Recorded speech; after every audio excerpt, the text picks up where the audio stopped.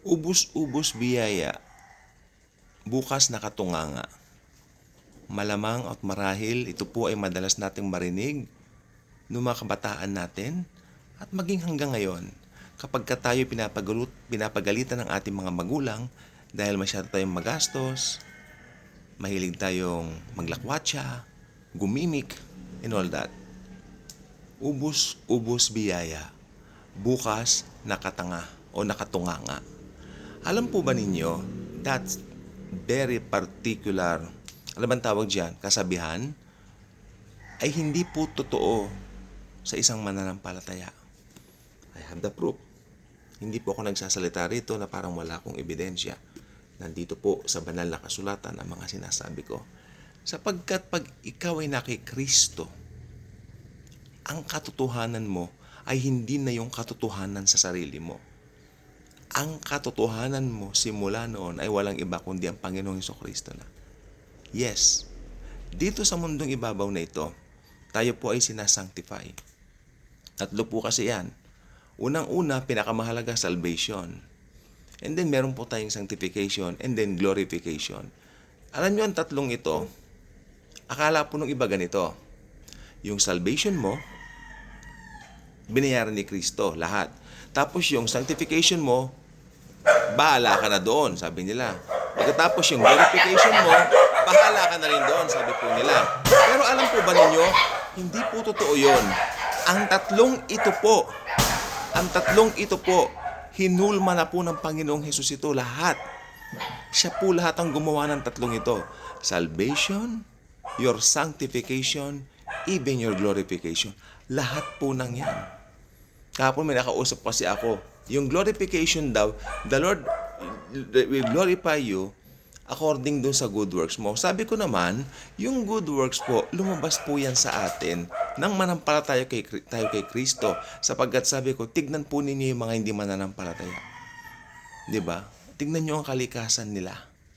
Sila po ay mga tao na talagang kahit anong gawin mo, dahil walang Holy Spirit, lilitaw yung nature nila. We are talking about natures here. At hindi po totoo yung Kristiyano may dalawang nature, kasinungalingan po yan. Malayo po sa sinasabi ng 2 Corinthians 5:17. No, ang isang taong nakikristo may bago ng nature. Hindi pwedeng maging dalawa ang nature niya. Hindi pwedeng magsama si Satanas at si Jesus sa puso mo. Kaya ang daming dapat makorek. Nag-usap kami nito. Pastor po ito ha, matagal na. At yung church po nila, kilala pong simbahan din naman. Yung simbahan po nila. Yung kanila pong church. Maganda naman po yung church po nila. Pero ang importante naman, salvation by grace din po sila. Ang wala lang pong grace yung mga aso dahil loko-loko maiingay. Sorry po doon. Kahit araw-araw na po tayo nagagato, araw-araw wala po tayong magagawa, ganyan po sila. I'm so sorry. Pero ito pong message po kasing ito, kailangan may parating ko po sa inyo kasi marami pong mga Kristiyano ang talagang nalilito pa rin sa kanilang identity. It's about your identity. Who you really are in the Lord. Pag yan nakalimutan mo, ang buhay Kristiyano mo, maniwala ka sa akin, ang buhay Kristiyano mo dito, disaster ka. Ikaw ay disaster. Bibili kaya ako ng boot? Bibili ako ng boot. Yung parang sa recording, gusto ko doon ako. Para walang ingay, no? How about that? Mahal lang eh. Pwede naman daw, may nagsabi sa akin. Nakakaya na sa inyo eh. Wala naman po tinatawagan ngayon.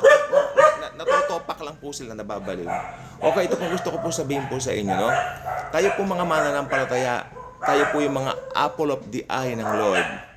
No? Tignan po natin dito. Huwag natin pansinin yung mga ano niyan. Mga peste po yan eh, kung tutusin. No? So, tignan po natin. 1, Kapitulo 1. Inglesin ko na nga lang. John chapter 1, verse 16 hanggang 18. John chapter 1, verse 16 hanggang 18. Oo, salin po ito ng ang Biblia, no?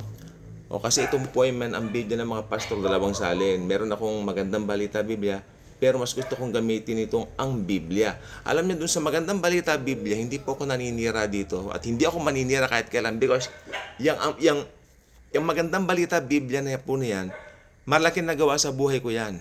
No? No, okay, bagong mananampalataya, yan ang Bible ko. Pero what I mean is, as you grow deeper in the Word, sa totoong totoo lang po, makikita po natin yung mga mahalagang salin mula sa wikang Grego at saka sa wikang Hebreo. Kailangan talaga patok siya. Kailangan sapat siya. Kumbaga sa swak na swak dapat dito. No, meron parang pagbinasa ko, parang nabababawan ako eh. Parang, teka lang, ang babaw. Ayoko ng gano'n. Gusto ko, yeah. Okay.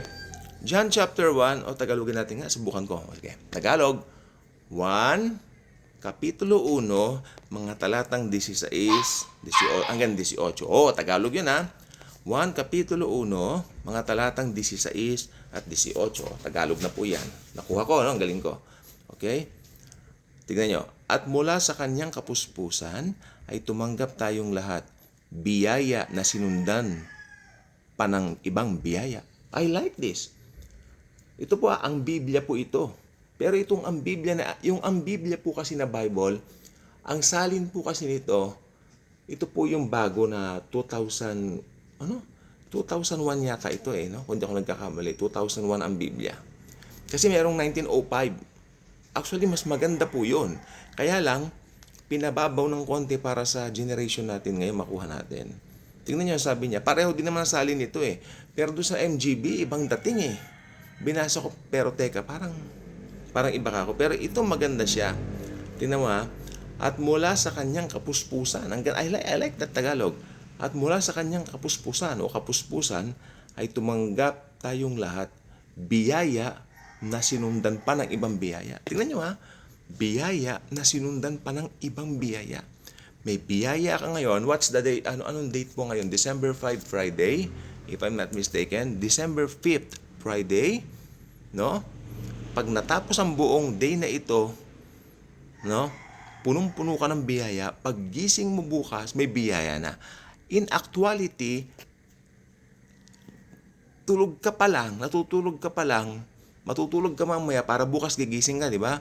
Tulog ka pa lang, may biyaya na nakahanda ang Panginoon sa'yo sa araw na yon. Kaya pinapatahol ni Satanas yung mga aso kanina. Ayaw ng dyablo na makuha ninyo ang sustansya ng sinasabi ko. Gusto ng dyablo, takpan niya ang mga mata ninyong ganyan para hindi niyo makita ang katotohanan. Sorry na lang siya. Huli na siya. Huli na po siya.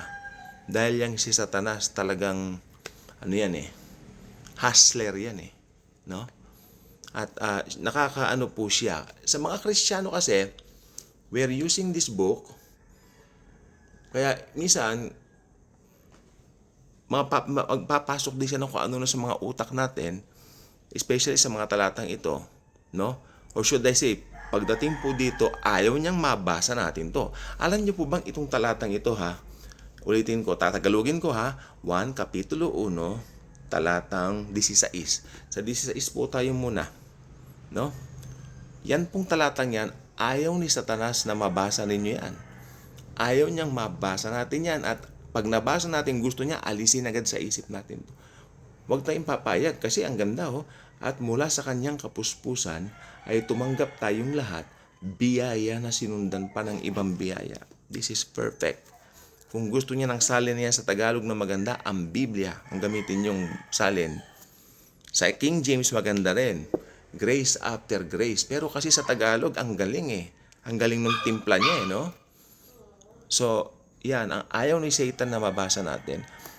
Gusto ni Satanas, ang isipin mo, pag naubos ang biyaya mo ngayon, finish ka na, tapos ka na.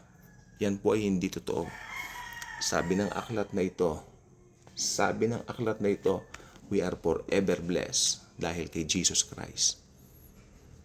Tingnan nyo, mula sa kanyang kapuspusan ay tumanggap tayong lahat biyaya na sinundan pa ng ibang biyaya. Good vibes, sobra ang biyaya sa atin ng Panginoon. Natutulog pa lang tayo kagabi, may inihanda na ang Diyos na biyaya sa atin sa araw na ito. Ano po yun? Abay-abangan po natin. Ano po ba yun? Maging excited po tayo. Pero isa lang po ang alam ko, gugulatin niya tayo sa araw na ito. Thank you, good vibes. God bless.